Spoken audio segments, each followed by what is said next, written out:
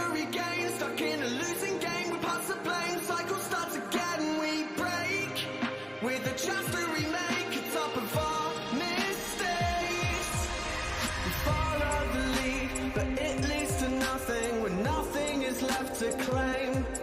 We fell addicted to fame and promise of grandeur, but promises never stain. They say you can only get better from here. They say there's plenty more to go.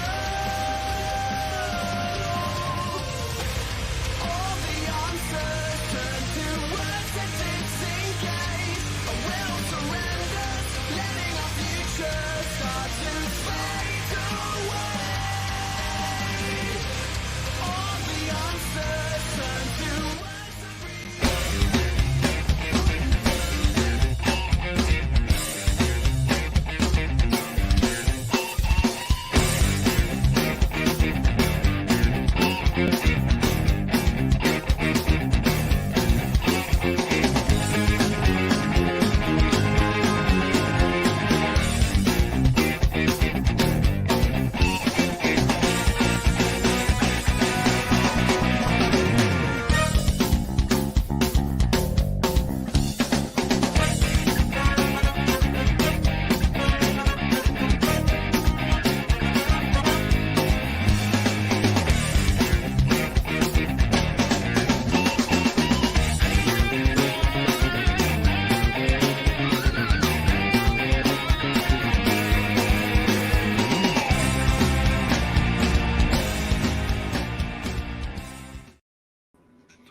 What is going on, everybody? Welcome to episode 11 of Restoring the Roar. I am your host, Alex Loosemore, and it feels good to be doing this episode 1-0. I'll start it off that way.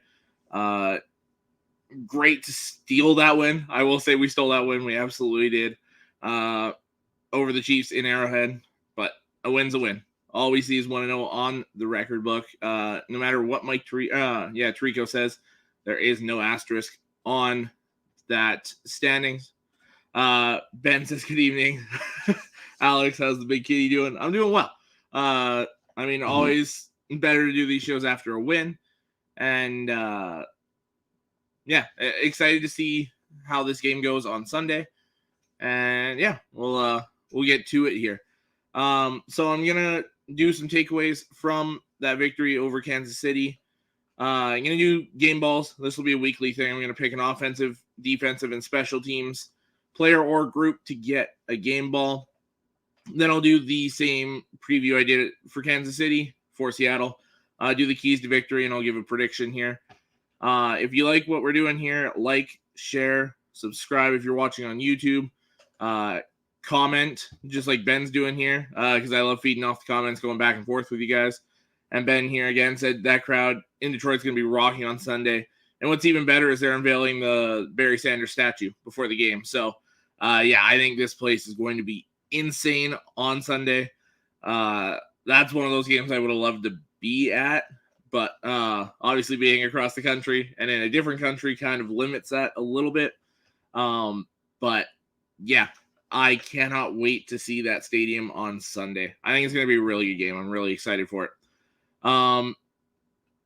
So we'll go right into the takeaways from week one. Obviously the 21-20 win versus the Chiefs. David Montgomery getting the touchdown with about 2 minutes left, and the defense holding up to get the ball back and to shut down the game. So I got four main things to go over here. And the first one, the Lions' aggression paid off early.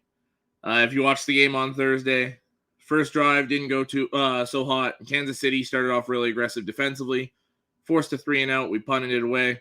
Defense got the ball back. Defense played very well early.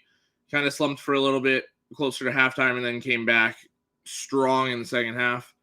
But on the second drive, looking like another 3-and-out.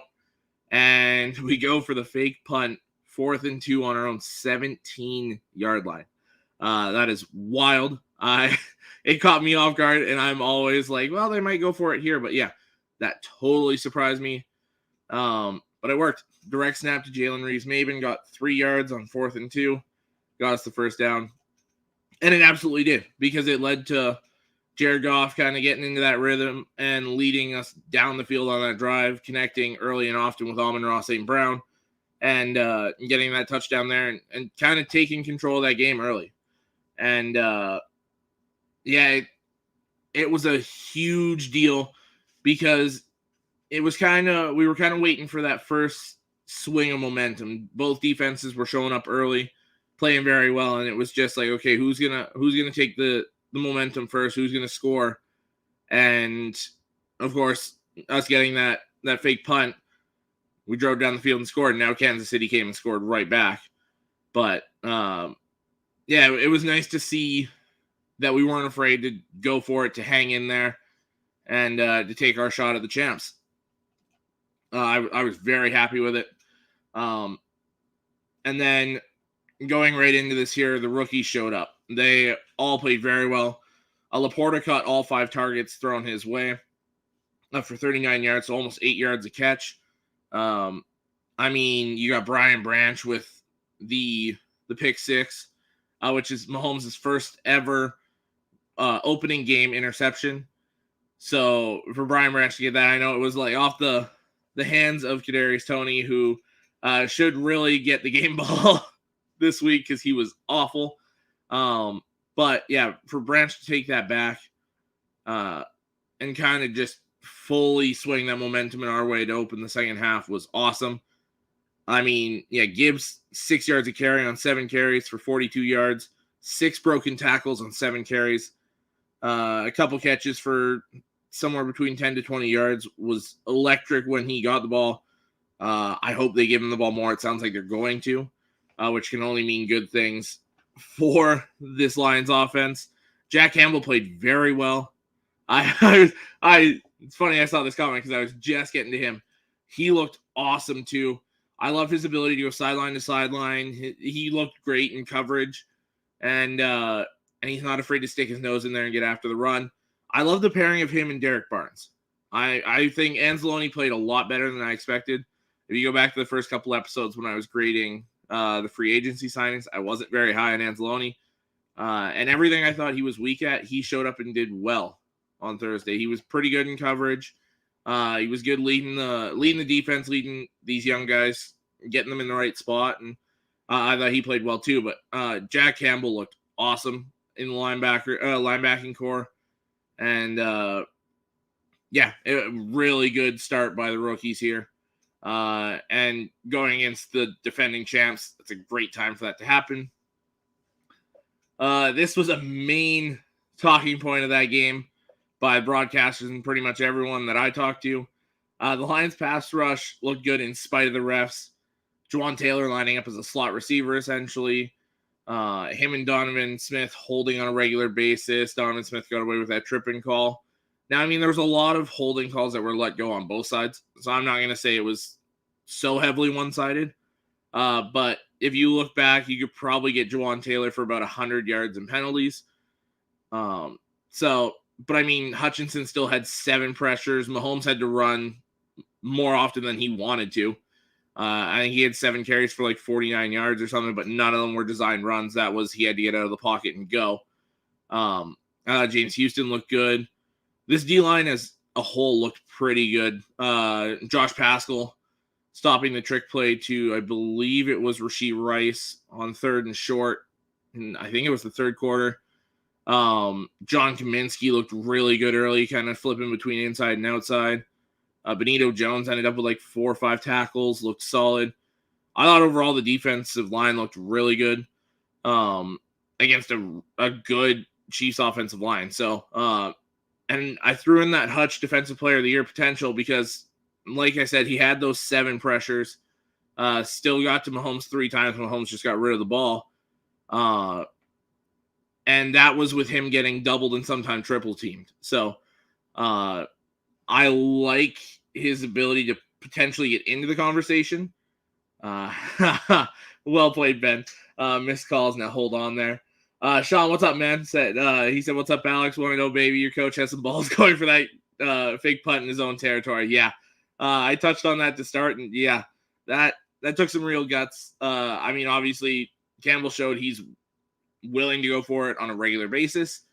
And that was no exception there. Apparently, he's willing to do it on any part of the field, which shows confidence in his guys to get it. So I love it. Obviously, love it more when it works than when it doesn't, but you can usually catch teams by surprise at least once in a game. So, and especially that early in that part of the field, nobody expected him to do it. So we'll take it. Yeah, I think if Hutchinson can start putting up the numbers that his play is showing, then I think he'll be in that conversation. I don't think he'll win it. You've got Micah Parsons, Nick Bosa is playing, TJ Watt looked phenomenal. But he could be in that discussion of the elite pass rushers. So I'll take whatever I can get from Hutch. I already expected double-digit sacks this year, and he's looking like he can produce that with how much he's getting after the quarterback. Sean said we play to win the game. Absolutely. I don't want to kind of take this shot at him personally, but Chris in our NSD group chat literally said this game was over the second they scheduled it. And obviously we came back and won it. So, I don't want to put too much into this because it's still week one. And they were without two of their three best players, but a win is a win no matter what. Ben said if the secondary starts improving, this Lions team can definitely win 10 or more games. Absolutely. I was happy with how they looked as the game went on. You could tell with the stadium and how loud it was, they were having communication issues, but they started to settle in. Obviously the Chiefs dropped a lot of balls, but I felt like it was pretty good coverage most of the night. They're going to have another really big test here on Sunday with Metcalf, Jackson Smith, and Jigba, and possibly Tyler Lockett. He got hurt this past Sunday, so I don't know if he's going to be playing or not. But, we'll see how that goes. And this one here, I found this kind of cool little fact here. So Jared Goff just passed Tom Brady for third all-time on the all-time list in consecutive attempts without an interception. He hasn't thrown an interception since week 9 versus Green Bay. So after Thursday's game, he's thrown 359 consecutive passes without an interception, passing Tom Brady in the 2010 to 2011 seasons, end of 2010 to early 2011, who had 358. He's behind Aaron Rodgers, who's first with 402, and Tom Brady again with the Bucs last year had 399 consecutive passes without an interception. So pretty safe to say that if he doesn't throw an interception the next 2 games, he'll be right up there, and 3 games, then he'd for sure take it. But it was kind of cool to see. I thought this too. Hope I don't jinx him here, but I had to throw this out there because there's kind of that narrative with Goff that he's not necessarily good enough to win you those big games. And I disagree. I think if you've got the right team around him, he's absolutely a guy that can win it for you. And this just shows here, he's not putting you in positions where he's going to hurt you. So I really like this stat for Goff. I think it shows perfectly the kind of quarterback he's been the last half of the season and into Thursday. And just wanted to show him some love there. Going into it now, I'll start doing the game balls here. So, like I said before, we're going to do an offensive game ball, a defensive game ball, and a special teams game ball. I'm going to start off with the offense, and for me, it's the offensive line. This was a unit that a lot of people have as top 5. I have them third personally. And they balled out on Thursday. The offensive line themselves didn't allow a single, the right side, center guard, and tackle did not allow a single pressure all night. Jonah Jackson and Taylor Decker, the left guard and left tackle, respectively, both allowed 1 or 2 pressures. But the only sack that was allowed was, I believe it was David Montgomery blocking. It was one of the 2 running backs got blown up right into Goff. So the offensive line as a whole looked really good. I mean, we ran the ball fairly well. The two main running backs combined for 16 yards on 29 carries, which is solid. Not spectacular, but it's solid. And they showed up late in the game too when we needed that touchdown that Montgomery got and needed to get the first down and kill the clock. They showed up and showed out. So major props to the offensive line here for being a big reason why we won that game. Defensively, there were so many ways I felt like I could have gone. What do I got here? Ben. So with a very good offensive line, it's going to help any quarterback, especially Goff. Also, the run game is vital for any quarterback who can't always win a game by himself. You don't want to always have to rely on the quarterback from start to finish for a game. Yeah, absolutely. I feel like this is the perfect situation for Goff right now. Really good offensive line, good solid running game, developing set of weapons. I mean, Josh Reynolds looked really good, 4 catches for 80 yards. Obviously, you had St. Brown, 6 catches, 71 yards in the touchdown. Laporta, like I said, caught everything thrown at him. Gibbs had a couple catches. Marvin Jones looked brutal. So he's risking losing playing time. I think it's week 1, so you kind of pump the brakes on it a little bit. But he did have that fumble, had a lot of drops, 2 catches for like 8 yards. So we obviously got to see more improvement out of him. But I really like this situation for Goff. So back to that defensive game ball. I mean, there were so many different ways you could go. You could go Hutchinson or Pascal or one of these guys that had a really impactful game on the defensive side. You could go C.J. Gardner-Johnson. You could go Campbell or Barnes or Anzalone. But to me, it was the guy that was the difference maker that swung the momentum our way. It was Brian Branch. He was solid for the first half and then came in and just totally took over the momentum with that pick 6. And it felt like we were kind of not totally in control, but it felt like we were in control for the most part after that. And obviously he went to the locker room not too long after. Thank God it was only cramping, though. He'll be back this week. But he's a star in the making. I love that we got this guy. I love that we got him in the second round around pick 50, which was awesome. That was a massive steal. And I can't wait to see this guy continually grow and become an absolute stud on this defense. Another defensive player took my special teams game ball here. It's a guy that made the team pretty much exclusively for special teams. It's Khalil Dorsey. He took over the main kick returning duties, taking a little bit off Khalif Raymond's shoulders. And then he was all over the place on the punt coverage. Had, I believe, 3 or 4 tackles on punts alone. Was always the first guy there. He just looked like a total stud on the special teams. So I had to give major props to him. He looked awesome on Thursday. Very surprising. I was happy we kept him. I was kind of questioning it before, but after seeing the game on Thursday, I can totally understand why. Now I'm going to go to our keys to victory. So I've got 3 different things here on what we need to do to beat Seattle. If you remember last year's game, it was 48-45 for Seattle. Obviously, our defense at that point was one of the worst historically in the entire NFL. So I don't expect a 48-45 kind of game. But these are some of the things we got to do to get the victory. Obviously, if you guys know me, I'm an offensive lineman, so you got to impose your will in the trenches, get the run game going.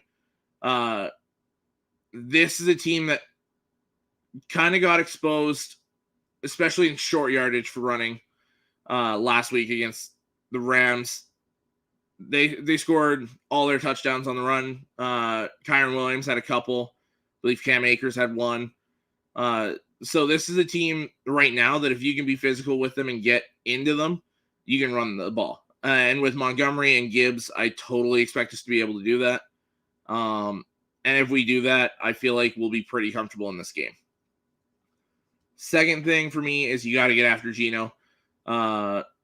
and attack those offensive tackles. Both of them left the game with injuries on Sunday. I believe the left tackle, Cross, had a toe or foot injury, missed practice today. So we'll wait and see what happens there. I know Taylor Decker also missed practice today for the Lions with an ankle injury, so both left tackles are pretty beat up right now, and we'll see what happens there. I don't know what happened with Abraham Lucas. I don't remember. I think it was some sort of injury he was battling throughout training camp. I kind of flared up again, but we got to get after these offensive tackles, get after Geno. And this goes on the shoulders of Aiden Hutchinson, Charles Harris, James Houston. They got to get physical and get fast with these offensive tackles, make them work, and see if we can get in Geno's head a little bit. And speaking of getting in their head, you got to get in the head of the Seattle wide receivers, play physical with them, more specifically DK Metcalf. I don't know if you guys saw the clip, but on Sunday, one of the Rams DBs was kind of getting in his head, started to walk away, and Metcalf chased him down and pushed him over. If you do stuff like that and get in his head and make him kind of act out and play physical like that, those flags are going to start coming out. And he's going to be less focused on what he's supposed to be doing, his routes and everything like that. So play physical with these guys. You're probably going to get a couple flags because of it. But if you can get after these guys here, I think it gives us a really good chance. Make them one-dimensional. Try and make them run the ball on us with Kenneth Walker, Zach Charbonnet, which last year I would have said stay far away from that, but our run defense actually looked pretty good on Thursday. So we'll see if it can continue. As far as my game prediction here, like I said, I don't expect anywhere near the 48-45 game from last year. I think both offenses will move the ball fairly well, but when it comes to scoring, I think it's way less. So what I've got here is I've got Seattle covering the 5.5 point spread, which I think is too much, but not that much over because I've got the Lions winning 28-24. I feel like we can get down there and run the ball in a couple times, maybe catch them on a long ball here. We'll see if Devon Witherspoon and Jamal Adams play. Neither of them played last week. Witherspoon got banged up in training camp and missed last week's game. And Jamal Adams is still covering from, I believe, a hamstring tear from last year. So we'll see if those guys come in. But if not, I feel like we can expose that secondary a little bit and then attack them in the running game. It'll be interesting to see how they cover Amon-Ra St. Brown because Tariq Woolen was elite last weekend. He hardly allowed any receptions, hardly any yards. Now I know it was, the other side of the ball was, or the other side of the secondary was allowing a bunch of yards because Puka Nacua and Tutu Atwell both had 119 yards receiving. So there's definitely yards for the taking there. And I want to see how they cover Amon-Ra. So I'm really excited to see this game. I think it's going to be a really good game. And the Seahawks do worry me because especially coming off that kind of loss, I think they're going to be hungry. They're going to be motivated. And this is still a good football team. I'm not reacting to that week 1 game at all other than seeing what we can kind of take advantage of. But I think this is going to be a really good game. I wouldn't be surprised if Seattle beats us, to be honest. But, yeah, I got a close win here. Hopefully 2-0 come next week. And that's all I got. Another kind of short episode here. Yeah, I kind of like these kind of half-hour episodes. Just going through everything kind of quickly and not staying on and talking more than I need to. So I'm going to wrap it up here. Thank you guys for watching. Tune in next week to see my recap of the Seattle game and my previews for that Atlanta game, which I'm also very excited for. You can catch me tomorrow on the NFL edition. I think we're probably just doing post-game shows from now on because we like watching football as well. So we'll see how that goes. Fridays for NSD on this NSD network. And Saturdays and occasionally Tuesdays, me and Mr. Sean Spencer for Let's Talk College Football. Yeah, that's all I got. Thank you guys for watching, and we will see you next week.